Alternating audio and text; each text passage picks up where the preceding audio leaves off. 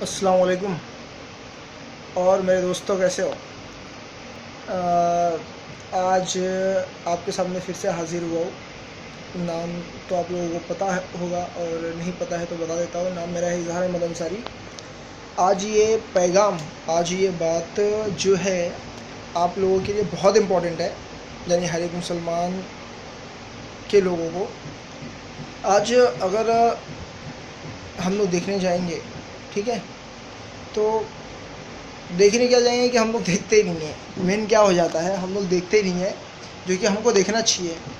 آج میں بات کروں گا جو مسجد کے امام اور مؤذن ہیں۔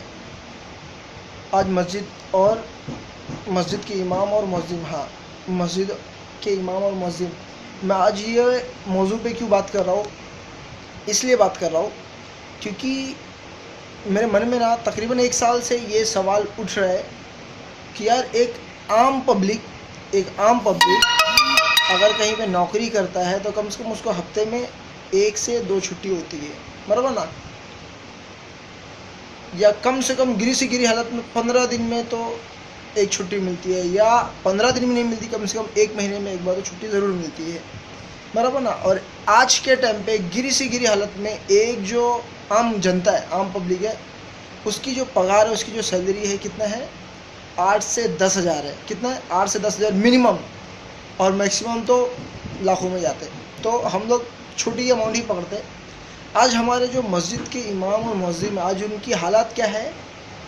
اور حقیقت میں میرے پاس ایک ویڈیو آیا، آج ہی آیا، تو میں بولا چلو بنا ہی دیتا ہوں۔ میں سوچا تھا اتنا دن سے، لیکن کوئی ایم ایل اے تھے، انہوں نے یہ ویڈیو بنا کے بھیجے۔ اس میں ایک بات اور ایڈ کر دیتے تو شاید مجھے یہ ویڈیو نہیں بنانا پڑتا اور مجھے آپ لوگوں کے سامنے نہیں آنا پڑتا، لیکن پھر بھی میں وہ بات جو ان سے چھوٹ گئی تھی وہ میں ایکسپلین کر دے رہا ہوں۔ انہوں نے تو بتا دیا کہ ایک مؤذن و امام کی سیلری آج 8 سے 10 ہزار ہے۔ 97% مسجدوں کی یہ حالات ہے کہ 8 سے 10 ہزار یا 8 ہزار ہے۔ بہت کم ایسے مسجدیں ہیں، یعنی 3% یا 2% مسجدیں سے جس میں امام کی جو پگار ہے 12 ہزار ہے یا 13 ہزار ہے یا 15 ہزار ہے۔ بہت کم ایسے ہے، ریئر کیس میں۔ یعنی آج اگر ہم لوگ دیکھنے جائیں گے تو آج عام پبلک کیا کر رہی ہے؟ امام کو دیکھتی نہیں، اس کی پگار کیا ہے۔ اب امام کیا کرتا ہے بیچارہ کہ اس کا گھر بار، بوڑھے ماں باپ، بیوی، بچے، آپ یہ سمجھ لو کہ اگر ایک پریوار کو چلانا آج کے ٹائم پہ گھر میں کتنا خرچہ جا رہا ہے۔ ایک کاریگر بھی ہے تو 12 سے 15 ہزار کماتا ہے، لیکن ہمارے امام کی حالت کیا ہے یار؟ 7 سے 8 ہزار۔ جو سب سے بڑا مرتبہ رکھتا ہے، جو سب سے بلند مرتبہ رکھتا ہے، امام، جس کے پیچھے ہماری نماز ہوتی ہے یار، جس کو ہم لوگ اپنا رہبر مانتے ہیں، امام جسے بولا جاتا ہے۔ امام کا مطلب شاید آپ لوگوں کو پتہ نہیں ہوگا، اسی لیے آج تک جو امام جس بری کنڈیشن میں رہ رہے، جو امام صاحب لوگ جو بری حالت میں رہ رہے، یہ ہماری اور تمہاری وجہ سے ہے، کیونکہ ہم اور آپ نے کبھی دھیان نہیں دیے۔ ہم کیا سوچتے ہیں؟ بھائی ٹرسٹی ہے، صدر مسجد کا، وہ دیکھ رہے سیلری دیکھنے دو، لیکن آج اماموں کی حالت حقیقت میں بہت بری طریقے سے، بہت ہی بدتر ہو چکی ہے۔ اور ایک دوسری چیز، اور یہ چیز تو میں نے آپ کو بتا دیا کہ 7 سے 8 ہزار ہے یا 9 ہزار ہے۔ بہت کم ایسے مسجدوں میں ہیں جس میں 10 ہزار ہے، 12 ہزار ہے۔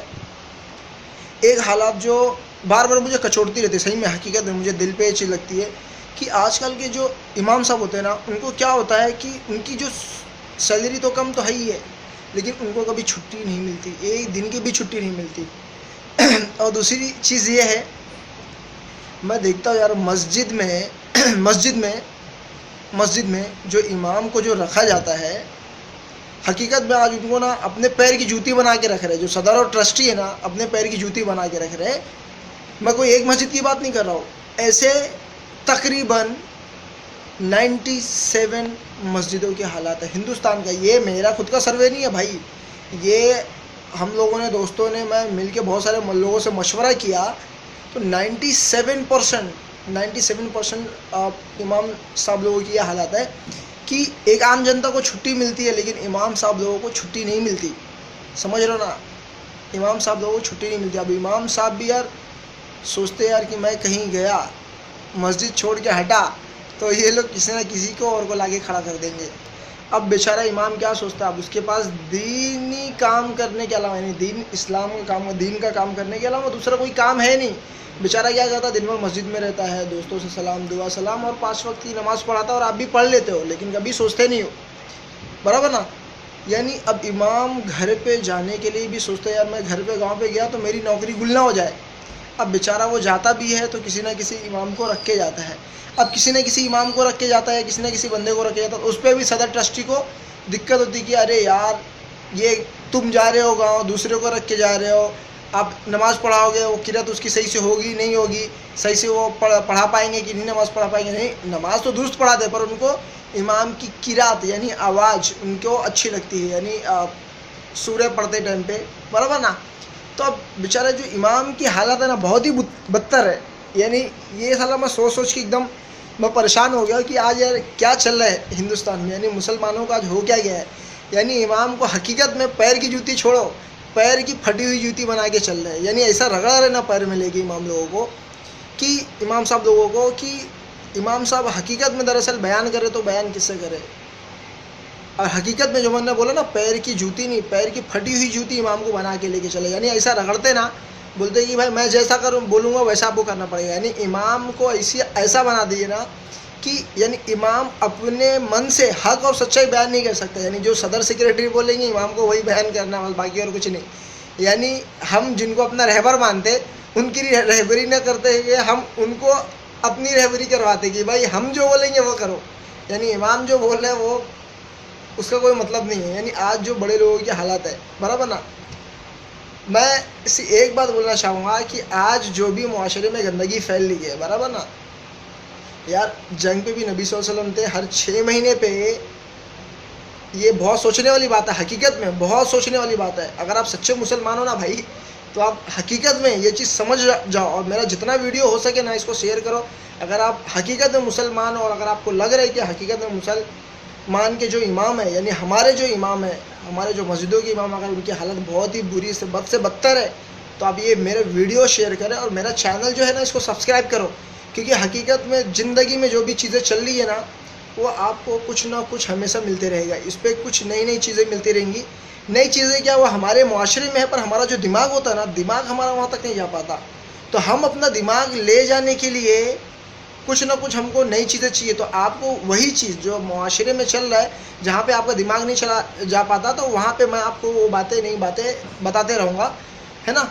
तो आप जितना हो सके मेरा चैनल ये सब्सक्राइब करो और अपने दोस्तों लोगों के व्हाट्सअप में जितने भी लोग व्हाट्सअप में है ना, सबको शेयर कर दो और सबको मेरा चैनल सब्सक्राइब करने बोल दो। तो इसमें सिर्फ हमारे दिन की बात नहीं बल्कि दुनियावी बात भी मैं कुछ ना कुछ शेयर करते रहे। तो आज मुआशरे में जो प्रॉब्लम चला, जो दिक्कत आ रही है ना, हाँ, तो मैं बोल रहा था कि आज जब जंग में भी थे, नबी सल्लल्लाहु अलैहि वसल्लम क्या करते हैं, 6 महीने पे घर पे भेज देते थे।